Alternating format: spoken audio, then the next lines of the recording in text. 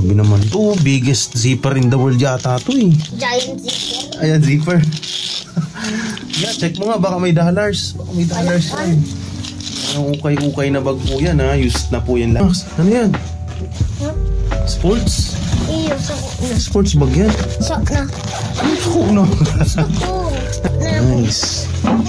So yung mga bag pong ganyan, ano na lang po yan ha, 199.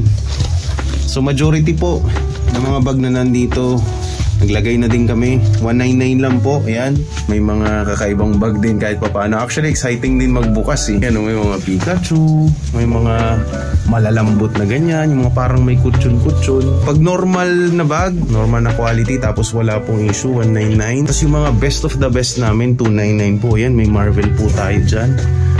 Ito, may mga tagpayan sa loob eh. Tapos ito, ano yan, hiking bag.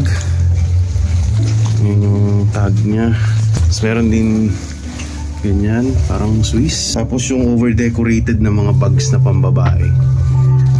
Yan. Actually, mamahal yan sa ano sa SM oh. Sa'yo mo na yan. Yan na po, mga bag. So, nailagay na din namin, ayos na, naisalansan na. Medyo makalat-kalat lang tingnan kasi iba-iba po kasi yan eh. Halo-halo na po, may pantrabaho, may hiking, may pambata, may ganito po. Ganda niyan, goma-goma. So ito yung new arrival, pinakita ko na po ito last time. Pagkakaiba lang, this time naka-display na siya. Paramihan po dyan mga Vans.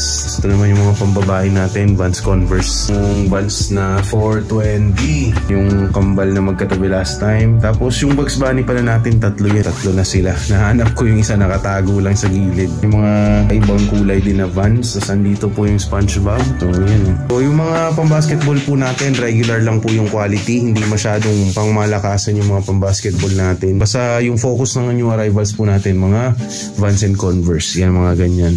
Kahit po yun mga sa pambabae natin, magaganda din yung quality. Yung iba may tag pa nga. Hindi ko ito naipakita last time. Taas ng ano niya, midsole niya. Pandalawang swelas na to eh. All-star lang po yan, pambabae. Leather yung material na ginamit. And yun, meron bago. Mga bag kayo dyan. Hintayin nyo na naman ulit kung ano yung next na lalabas next week para sa ating new arrivals. Every Saturday po yan. Live din po pala kami sa ngayong araw, Sabado.